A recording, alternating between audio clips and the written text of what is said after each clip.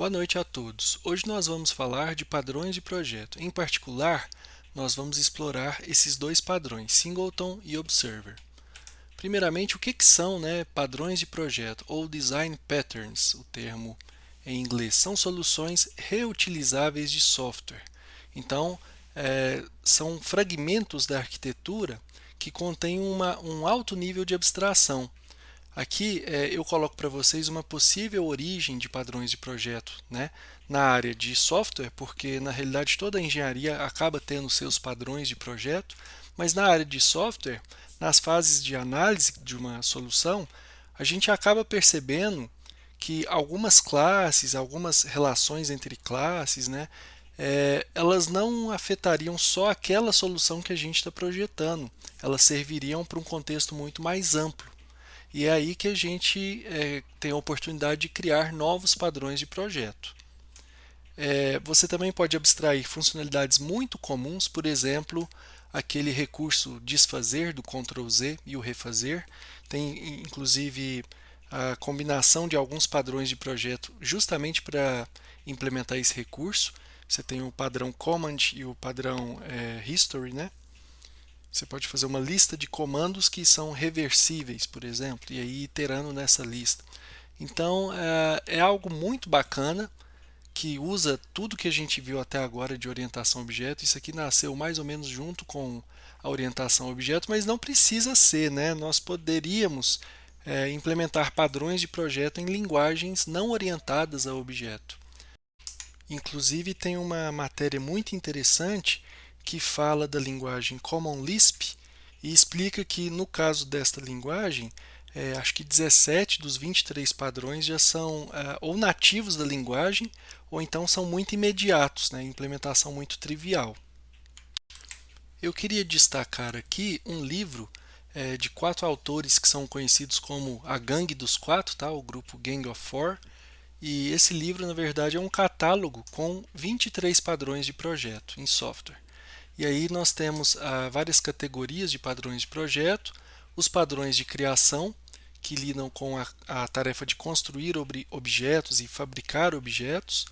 O singleton é um exemplo, tá? Que a gente vai ver já já para que serve.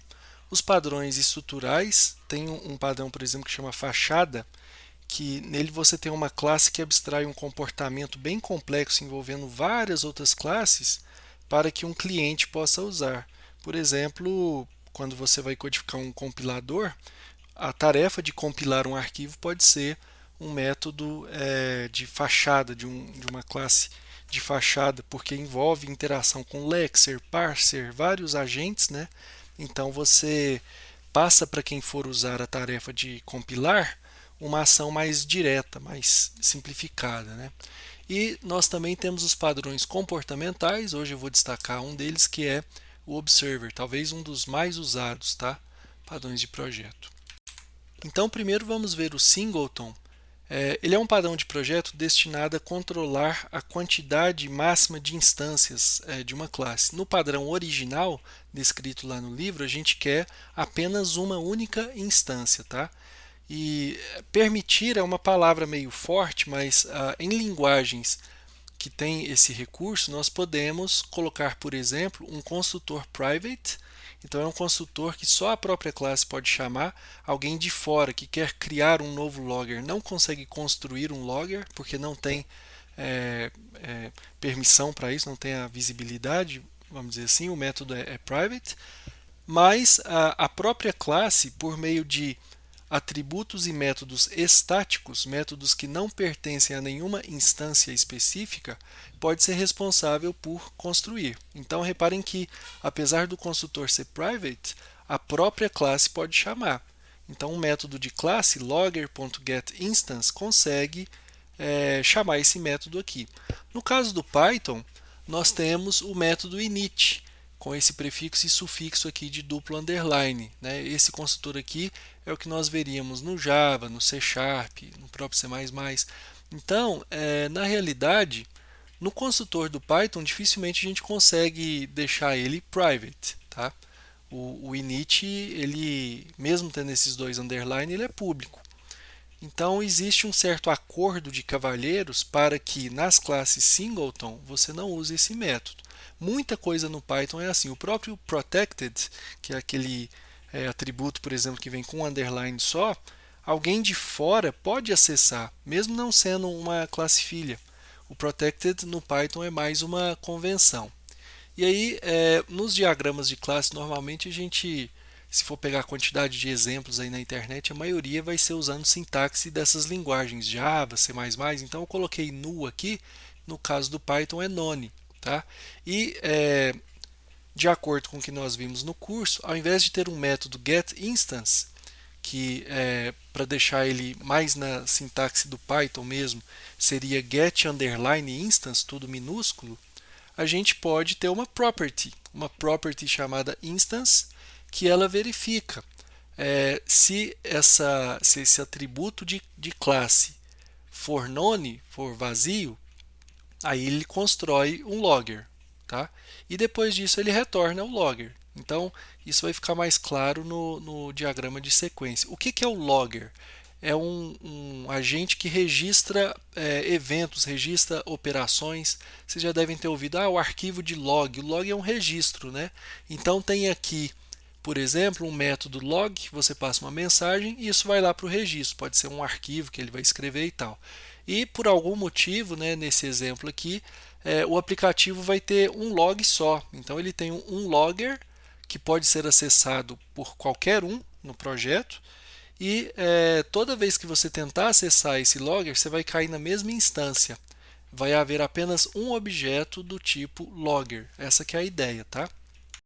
E eu queria destacar que esse recurso de usar uma variável de classe, né, um atributo estático, inicializar ele com nulo e fornecer uma property ou um método, essa aqui é a forma original, vamos dizer assim, do singleton, que funciona muito bem em linguagens como Java. No caso do Python, tem outras formas mais interessantes de fazer isso, porque quando você tem um módulo em Python, tá, você tem alguns parâmetros especiais lá, como o parâmetro underline, underline all, ALL, né, que nem aqui, tá, gente, prefixo e sufixo.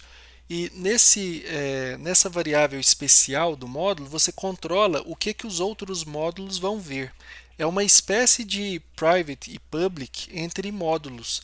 Então você pode criar uma classe, tá? E não exportar ela para fora. Então ninguém vai conseguir, você tem lá um logger.py, ninguém vai conseguir importar esse logger com L maiúsculo para construir, tá? Aí nesse caso, opa, deixa eu voltar aqui. Aí nesse caso, você dentro do módulo já cria uma instância do logger, se for possível, e ela você deixa ser importada por outros. Todo mundo que acessar o módulo vai importar a mesma variável, pode ser log com L minúsculo ou logger com L minúsculo, perdão. E aí esse logger com L minúsculo é a mesma instância para todo mundo. Então, tem outras formas da gente implementar singletons em Python. Essa aqui é a forma mais próxima da original. Esse suporte a módulos do Python, ele deixa a estrutura do código um pouco diferente. No Java, tudo tem que estar dentro de uma classe. No Python, não. No Python, você tem código executável dentro do módulo que não está dentro de nenhuma classe. Então, você poderia, dentro do módulo logger.py, criar uma instância chamada logger com L minúsculo, que é uma instância da classe logger, e exportar apenas ela para o restante da aplicação. Tá? Então ninguém conseguiria ter acesso a esse símbolo aqui para criar outras instâncias. Mas uma vez que você tem uma variável do tipo logger, aí você pode chamar o método log. Tá? Aqui nós temos um pequeno diagrama de sequência para mostrar a dinâmica do jeito que nós temos aqui de acordo com o diagrama de classe, tá? Então nós temos um cliente e uma classe do tipo singleton. Reparem que aqui eu tenho duas linhas de vida. Essa linha de vida é da classe.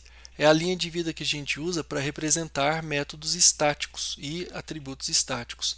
E eu tenho aqui uma instância desta classe, que é outra linha de vida. Então como que acontece, né? Primeiro, o cliente solicita ao singleton uma instância dele. Ele vai lá no logger e chama aquela property instance, ou então um método getInstance. Tá? Aí o que vai acontecer? a classe singleton verifica o seu atributo de classe, atributo estático, chamado instância, né? E vê se essa instância é nula. Se ela for nula, aí você cria. Aqui é o único momento que você cria um objeto do tipo singleton, que poderia ser o logger, tá? E aí, quando a gente sair desse if, né? Aqui eu tenho certeza que eu tenho uma instância. Ou é a que já tinha, repare, se outro cliente chamar, ele vai chamar o getInstance. A instância não é mais nula, porque foi construída aqui, ó, tá certo? E aí ele já vai retornar aqui direto. Então, o primeiro que for usar o singleton, o primeiro que chamar o getInstance, vai acabar implicando aí numa construção de um objeto. Os próximos não, já pula isso aqui e vem direto para cá. E aí, dessa forma, todo mundo vai ter acesso sempre à mesma referência, né? À mesma instância. Uma vez que o cliente tem esse acesso à instância, ele chama lá os métodos, vê as respostas. No nosso exemplo aqui foi o método log. Ele usa de fato, né, o que a classe oferece. Agora vamos ver o padrão observer. Aqui eu tenho 4 classes envolvidas. Uma delas, na realidade, é uma interface. No Python nós não temos a palavra reservada interface, tá? Mas a ideia de uma interface é uma classe que tem uma lista de métodos, não implementa nada. E normalmente não tem atributos também, só operações, tá?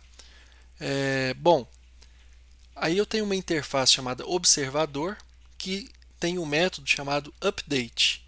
Então ele vai ser notificado quando alguém sofrer uma modificação, que é esse source aqui, ó, quem foi modificado, é esse cara aqui, e ele vai reagir de acordo. Um exemplo que eu já vou adiantar aqui, só porque esse é um pouco mais abstrato de entender assim, pode ser um Twitter, quando alguém posta alguma coisa e os outros ficam sabendo, eles são notificados porque você está seguindo, né? Ou talvez mais especificamente no Facebook. Pode ser também uma célula no Excel que tem uma fórmula envolvendo outras células, aí alguma delas é alterada e eu preciso ficar sabendo, né, quando isso acontecer. Então aqui na realidade o observador, esse update ele é um método abstrato aqui, né? Ele não vai ser implementado. Aliás, na interface nada é implementado mesmo, porque cada caso é um caso, né? No caso da fórmula do Excel, quando aquela célula ficar sabendo que outras foram alteradas, qual que é o comportamento dela? Rodar de novo a fórmula, pegar lá o valor de cada célula usada na fórmula e calcular de novo, né? Então esse update depende muito da aplicação. Agora, quando a gente olha aqui do lado esquerdo, nós temos a classe observável e a classe que é o indivíduo, que herda de observável. Então, é um indivíduo observável. Aqui são, apesar de estar escrito concrete, né, está bem abstrato o diagrama como um todo. E por falar em abstrato, pessoal, aqui está em itálico indicando que é uma classe abstrata. Só que nesse caso específico, nessa implementação, aqui não está abstrato não, porque todos esses métodos podem ser implementados. Essa discussão de classe abstrata ou não eu vou deixar para um próximo momento, mas aqui na realidade o que a semântica, o que nós queríamos dizer é que essa classe não foi feita para ser instanciada, ela foi feita para ser herdada, certo? A interface aí não tem como instanciar mesmo, a própria linguagem já não permite, em linguagens que dão suporte a interfaces, tá? Não é o caso do Python não. No caso do Python, isso aqui seria implementado como uma classe também, normalmente. Mas vamos lá. O que o observável tem? Uma lista de observadores, métodos públicos para gerenciar essa lista. Então, algum observador pede para o indivíduo: por favor, deixe eu te observar. É mais ou menos isso que está acontecendo aqui, ó. Ele acessa esses métodos aqui de incluir ou remover da lista de observadores, porque eles são métodos públicos e por herança eles estão disponíveis aqui também. Lembra que essa seta aqui é a setinha de herança, tá?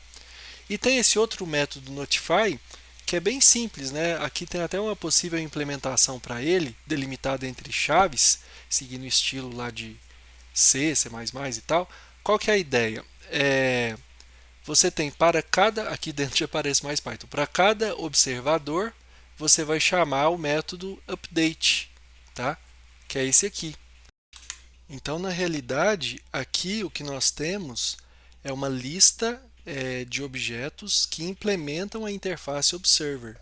Se elas implementam essa interface do observador, elas têm um método update que serve para atualizar um gráfico, calcular de novo uma fórmula de uma célula, enviar uma notificação para alguém numa rede social, enfim. Ela sabe lidar com a alteração que houve aqui no indivíduo, ou na classe cliente, vamos dizer assim. Então, essa lista de observadores ela pode ser gerenciada por uma outra classe, ou cada observador pode pedir também, né? Me inclua, por favor, na sua lista de observadores. Eu quero ficar sabendo das alterações no seu estado interno. É mais ou menos essa a interpretação, tá, pessoal? E aqui o que acontece com o sujeito, o indivíduo, é que alguma operação interna ou externa vai mudar o estado dele. Aqui eu até deixei o set state como private. E quando ele perceber que o estado dele foi alterado, ele notifica todos os seus observadores. E aí o método notify já está implementado aqui. Novamente, essa é a arquitetura usada para uma linguagem que não tem um suporte nativo a esse tipo de recurso. O C Sharp, por exemplo, tem todo um sistema de eventos que você consegue disparar um evento e as pessoas têm já as funções de callback associadas aos eventos. Interface gráfica costuma ter isso nativo também. É o cenário mais típico do Observer, né? Algum widget mudou de estado. No caso do tkinter, a toolkit que a gente está vendo, tem aquele método trace que você coloca nas variáveis, que é justamente para ser notificado quando uma variável mudar de valor. Isso não necessariamente usa essa estrutura, né? No caso do tkinter, o trace é um método da variável e associado a esse método você tem uma função. Não precisa ser o método de uma classe. Vamos entender melhor essa dinâmica por meio do diagrama de sequência. Aqui eu tenho um indivíduo sendo observado por dois observadores. Então a primeira coisa é os observadores ou então algum controlador, né, cadastrar esses objetos O1 e O2 na lista de observadores do indivíduo, né? Isso pode ser feito pelo próprio observador, então se ele tem acesso a quem ele quer observar, né, nativamente, o que acontece é que você chama o método attach, né, e fala, ó, eu quero te observar, e o outro também. Mas, alternativamente, você pode ter um outro agente aqui que conhece os observadores e os observados, e ele faz esse mapeamento. Tá? Aí, por algum motivo, pode ser interface gráfica, ou então alguma ação interna, o estado é alterado. Quando o estado é alterado, você reage chamando o método notify. Então, quando você vai implementar a classe subject, você chama o método notify estrategicamente nos pontos onde você percebeu que o estado interno foi alterado. Porque quando você faz essa chamada, essa implementação aqui já está lá na classe mãe, né? Que é para cada observador chamar o update, passando o objeto que foi modificado, o próprio S, porque o observador pode observar mais de um objeto. Então, na realidade, a arquitetura original do Observer não tem esse argumento source, mas isso aqui é uma variação comum. Tá? Então, o observador ele é notificado da mudança e aí normalmente ele interroga, agora que ele tem acesso ao S, ele já tinha aqui atrás nesse nosso exemplo, tá? Ele interroga o subject para ver qual o seu novo estado, o que mudou. Ou então, alternativamente, você pode incorporar aqui no update alguns argumentos que mostram o que mudou e qual o novo valor, alguma coisa assim. Tá? E aqui, como são dois observadores, isso vai ser feito duas vezes.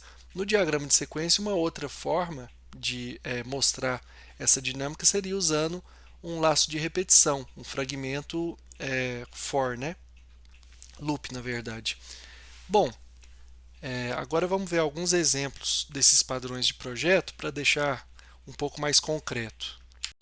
No caso do singleton, eu quero uma única instância de um objeto. Onde que isso pode ser usado?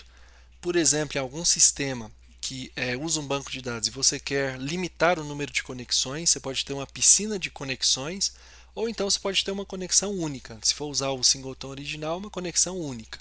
É claro que Em muitas aplicações isso não é uma boa ideia, mas em outras pequenas aplicações fica mais prático gerenciar apenas uma conexão.